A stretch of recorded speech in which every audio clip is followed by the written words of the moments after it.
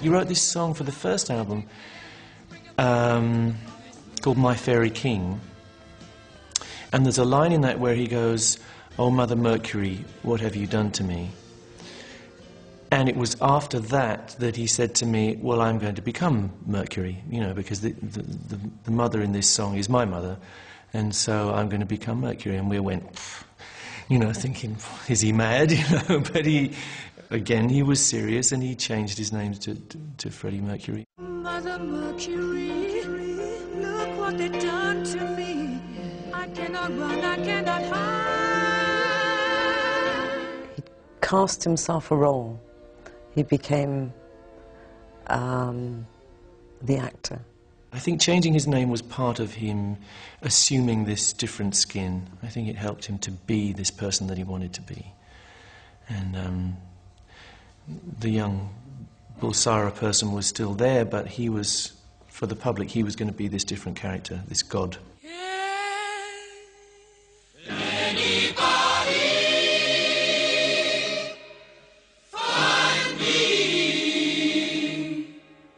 My name is Mick Rock. I took a lot of early key images of Queen and Freddie, and was a close friend of Freddie's. Somebody to love. My name is Mary Austin. I'm a long-term friend of Freddie's.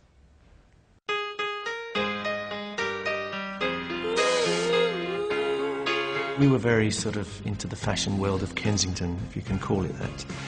And Bieber was really one of the great places for fashion at that time. Underground fashion, you know, not haute couture in any sense, but the fashion of the people. And part of the attraction of Bieber was that the girls who worked in there were so beautiful. And they were dressed just right, you know, they were well presented as well. And we used to just go in there to sort of enjoy the scenery. I know Freddie did as well. And one of those ladies was Mary Austin. And I met Mary at a concert in Imperial College, my own college, and just sort of got chatting to her because she was sitting behind me. And I was pretty shy, but somehow I plucked up the courage to ask her out. And we went out a few times. She was very wary of anyone.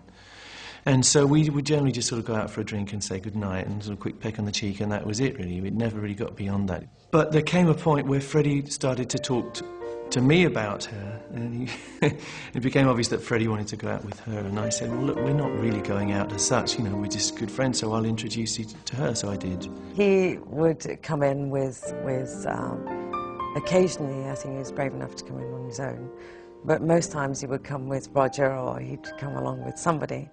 And he would smile and say hello in passing, which became quite often. And I think this went on for about 5 or 6 months. And finally he asked me if I wanted to go out on a date. And it was a very, very emotional attachment for the two of them immediately, I know. 5 months later, we were living together. And continued that for, I don't know, 6 years, I think. She looked after Freddie, but he was very considerate towards her. Whatever was going on, clearly that was a love affair. He'd had relationships with girls, but looking back on it, I don't think his heart was ever in it, but with Mary, it obviously was. And they were very sweet, I mean, they were like a little married couple. This was obviously true love. And it worked also, I think, because Freddie, like I said, was underneath very shy, and she was as well. And I think they were a good match. You know, I could see that.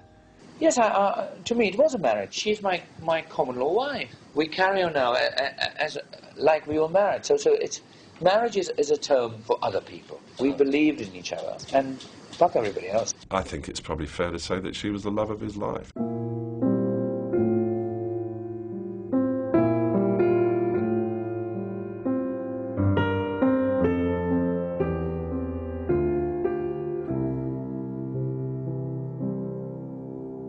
After 6 years together, Mary's suspicion that something was going wrong with their domestic idyll was confirmed.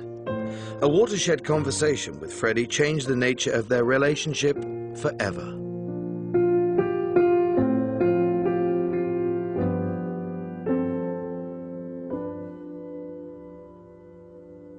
I think if I were to be really honest, that would have been, I know I realized when he first joined John Reed Enterprises. I really did realize then that why the relationship had changed. I didn't know who he was with or who he was seeing, but I had a good idea then. But I wasn't absolutely sure. So I knew that this man wasn't at one with himself over something. I could see that he was feeling bad about something, wasn't feeling comfortable, avoiding situations, which wasn't Freddie. These things weren't the person that I first met.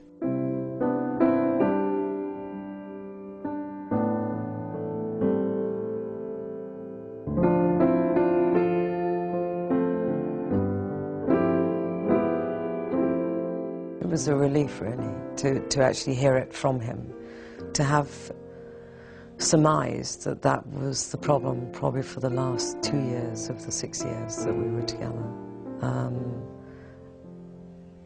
To know that I had more or less guessed right. So it was a great relief for me. I felt that a huge burden had been lifted. So I enjoyed the fact that he was able to be honest and frank with me.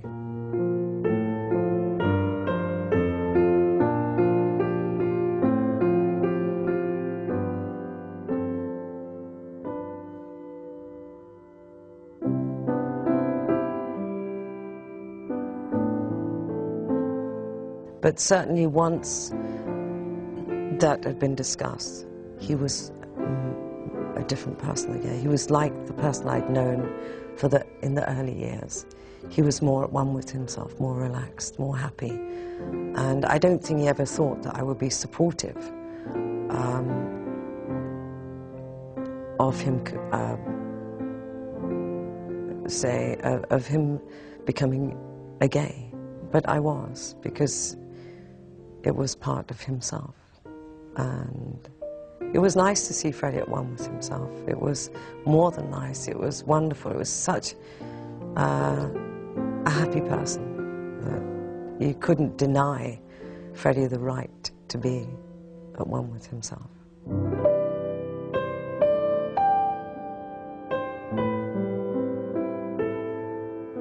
I see it as a love that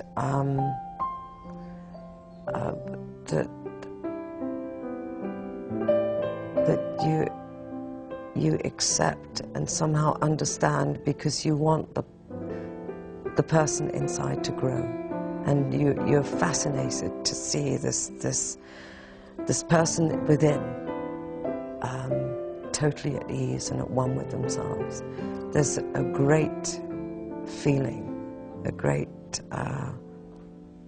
almost euphoric feeling that you are witnessing, that the development is just... And he gave so much, so how could you not give?